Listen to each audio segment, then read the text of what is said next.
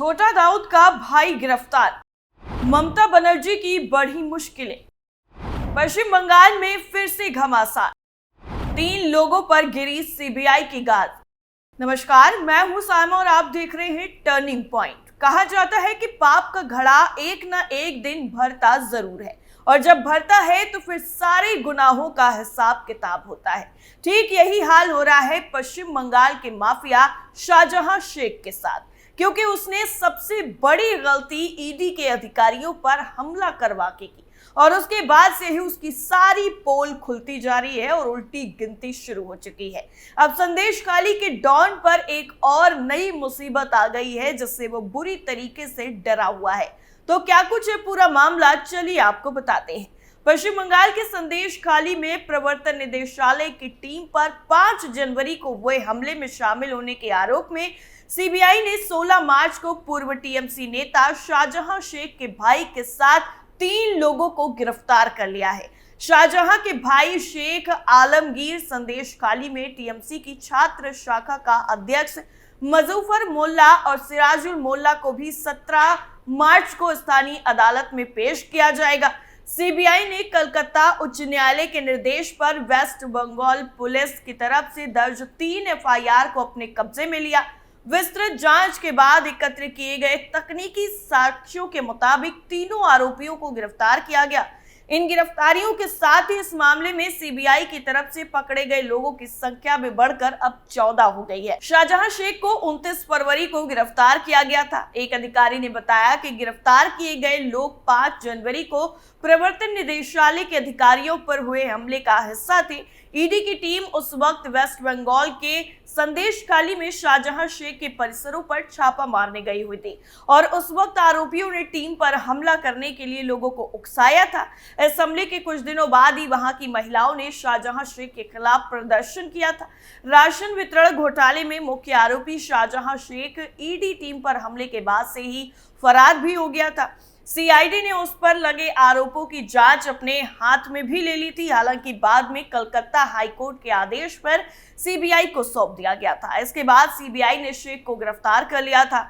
10 मार्च को अदालत ने उसे 4 दिनों के लिए सीबीआई हिरासत में भी भेज दिया था, जिसे अब 22 मार्च तक के लिए बढ़ा दिया गया है। आपको यहाँ पर यह भी जानना जरूरी है कि शाहजहां शेख की पहचान टीएमसी के एक ताकतवर और प्रभावशाली के नेता के तौर पर होती है। वो संदेशखाली यूनिट का टीएमसी अध्यक्ष भी रह चुका है।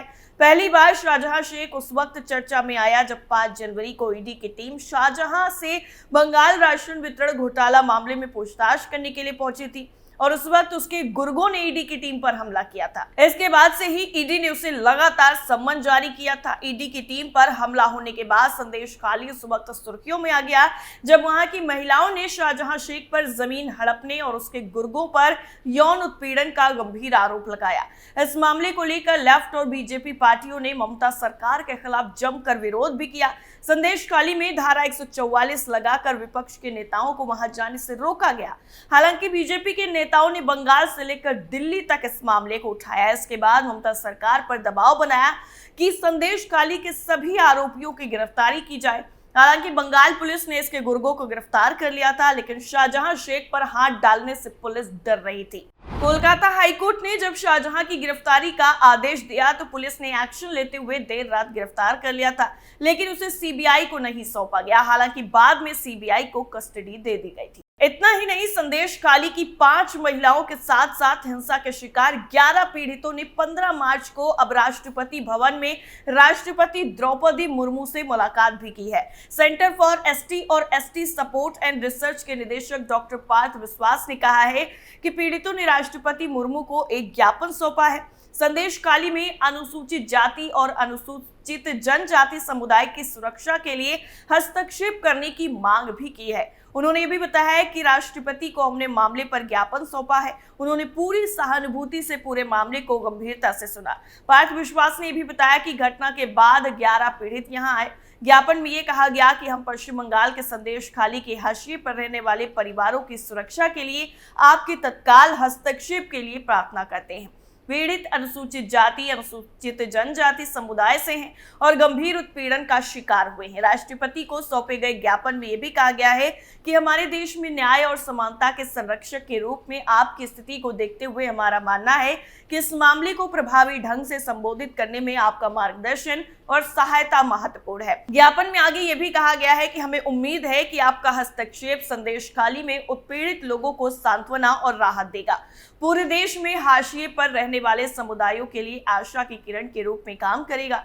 दरअसल उत्तर 24 परगना जिले के संदेश खाली की महिलाओं ने विरोध प्रदर्शन शुरू कर दिया और निष्कासित टीएमसी विधायक शाहजहां शेख और उसके सहयोगियों पर जो गंभीर जातियों और अत्याचारों को आरोप लगाते हुए सड़कों पर उतर आई। वहीं दूसरी तरफ तृणमूल कांग्रेस के निलंबित नेता शाहजहां शेख की मुश्किलें और बढ़ती हुई नजर आ रही हैं, क्योंकि प्रवर्तन निदेशालय की टीम ने 14 मार्च को ही मनी लॉन्ड्रिंग से जुड़े मामले में संदेश खाली और उसके आसपास जमीनों को कब्जाने को लेकर 4 ठिकानों पर छापेमारी की। ईडी ने धन शोधन निवारण अधिनियम के तहत मामला दर्ज किया था और इस मामले की जांच में जुटी ईडी लगातार छापेमारी एक के बाद एक कर रही है। ईडी ने छापेमारी के दौरान इन जगहों से कई गाड़ियों की बरामदगी भी की है। इनमें थार, जीप और स्कॉर्पियो के अलावा दूसरी कई और भी गाड़ियां शामिल हैं जो बरामद हो गई हैं। इसके अलावा शाहजहां शेख के खिलाफ सीबीआई भी मामले में जांच कर रही है। सीबीआई को इस मामले में जुड़े हुए कई सबूत भी मिले हैं, जिसमें पता चलता है कि जिस दिन ईडी की टीम पर हमला किया गया था उस दिन शाहजहां शेख ने 28 लोगों को कॉल की थी। ये सभी कॉल महज 30 मिनट के भीतर ही की गई थी। इन सभी कॉल के लिए शाहजहां ने 2 मोबाइल फोन यूज किए थे।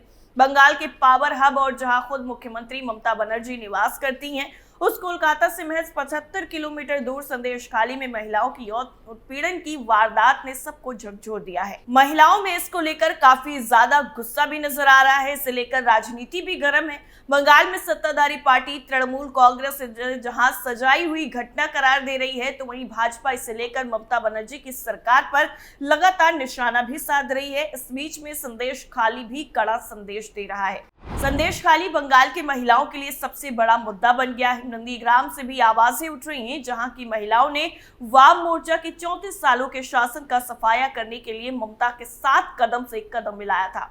दरअसल 2007 से 8 में वाम मोर्चा के शासनकाल में नंदीग्राम में जबरन भूमि अधिग्रहण हुआ था, जिसका विरोध करने पर स्थानीय लोगों को काफी प्रताड़ित भी किया गया था। इनमें बड़ी संख्या में महिलाएं भी थीं। इसके खिलाफ आंदोलन करने वाली 66 साल की राधा रानी कहा है कि हमें पता चला है कि जब जो सत्ता में होता है वही अत्याचार करने लग जाता है। संदेश खाली की महिलाएं हमारी तरह ही विरोध प्रदर्शन कर रही हैं, हम उनका समर्थन करते हैं। नंदीग्राम के आंदोलन में शामिल रही कल्पना मुनियान ने बताया कि बंगाल में महिलाएं हमेशा ही सत्ताधारी पार्टी के निशाने पर रहती हैं, पर अत्याचार को बर्दाश्त नहीं किया जा सकता। हम संदेश खाली की प्रताड़ित मां बहनों के साथ हैं। इतना ही नहीं, संदेश खाली में हुई इस घिनौनी हरकत से खुद टीएमसी के नेता भी नाराज नजर आ रहे हैं और वो पार्टी छोड़ने का ऐलान भी कर रहे हैं। दरअसल 2019 के लोकसभा चुनाव में बीजेपी के टिकट पर जीतने के बाद टीएमसी में गए बैरकपुर से सांसद अर्जुन सिंह फिर घर वापसी करने वाले हैं। तृणमूल कांग्रेस की तरफ से 2024 के लोकसभा चुनाव में टिकट नहीं मिलने पर अर्जुन सिंह बीजेपी में लौटने का मन बना चुके हैं। तृणमूल कांग्रेस ने बैरकपुर लोकसभा सीट से राज्य मंत्री पार्थ भौमिक को उम्मीदवार बनाया है। टिकट नहीं मिलने पर अर्जुन सिंह समर्थकों से पूछकर आगे का फैसला करने की बात कर रहे हैं और अब उनकी खुले तौर पर नाराजगी भी सामने आ चुकी है। अर्जुन सिंह बीजेपी में जीतने के बाद 2022 में टीएमसी में चले गए थे और उन्होंने आरोप लगाया है कि जब वो टीएमसी में गए थे तो उनसे 2024 में बैरकपुर से टिकट दिए जाने का वादा भी किया गया था। टीएमसी ने ये वादा पूरा नहीं किया है। अर्जुन सिंह ने पार्टी की वादा खिलाफी पर अपने तेवर कड़े दिखाए हैं। अर्जुन सिंह का कहना है कि वो किसी भी स्थिति में बैरकपुर को संदेश खाली नहीं बनने देंगे। 2019 में लोकसभा चुनाव में अर्जुन सिंह ने टीएमसी के उम्मीदवार रहे दिनेश त्रिवेदी को 14,857 वोटों से हराया था। त्रिवेदी लगातार 2 बार बैरकपुर से जीते थे। उन्हें अर्जुन सिंह सामने हार का सामना भी करना पड़ा था। टीएमसी के शामिल होने के बाद ही अर्जुन सिंह ने लोकसभा से इस्तीफा नहीं दिया था। टीएमसी ने टिकट नहीं मिलने के बाद ऐसी अटकलें थी कि अर्जुन सिंह की नाराजगी सामने आ सकती है और ऐसा ही हुआ। राजनीतिक हलकों में चर्चाएं हैं कि बीजेपी में अर्जुन सिंह घर वापसी कर सकते हैं और फिर एक बार से बैरकपुर से चुनाव लड़ सकते हैं।